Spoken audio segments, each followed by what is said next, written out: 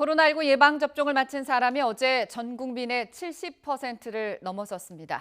위드 코로나 단계적 일상회복 전환을 위한 목표치를 달성하면서 정부도 단계적 일상회복 준비를 서두르는 가운데 휴일인 오늘도 백신을 접종하려는 발길은 계속 이어지고 있습니다. 취재기자 연결해서 현장 상황 살펴보겠습니다. 이준엽 기자. 네, 저는 서울 영등포구 찾아가는 코로나19 예방접종센터에 나와 있습니다. 네, 전 국민 접종률이 어제 70%를 넘어섰습니다. 일요일인 오늘 현장 분위기는 어떻습니까?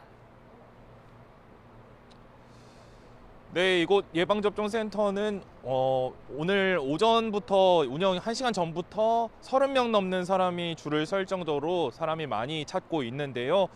조금 전 오전 10시 운영을 시작했습니다. 이곳 예방접종센터는 예약 없이 당일 접수하고 접종하는 방식으로 운영하고 있는데요. 30세 이상 노숙인이나 외국인, 요양병원 신규 입원자 등 백신 사각지대에 놓인 대상자들을 위해 따로 마련한 겁니다.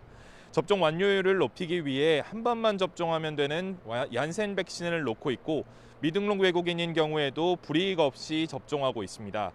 9월부터 이곳에서 접종한 사람이 4천여 명인데 이 가운데 미등록 외국인만 2,100명이 넘습니다. 이처럼 곳곳에서 백신을 맞는 사람이 늘어나면서 백신 접종 완료율은 어제 전 국민의 70.1%를 기록했습니다. 앞서 정부가 단계적 일상 회복으로의 전환을 위한 첫 조건으로 제시한 기준을 충족한 건데요. 12살에서 17살 1차 접종률은 7%를 넘겼고요. 지난 18일부터 시작한 12살에서 15살 접종 예약률도 20.5%를 기록하는 등 순조롭게 진행되는 모습입니다.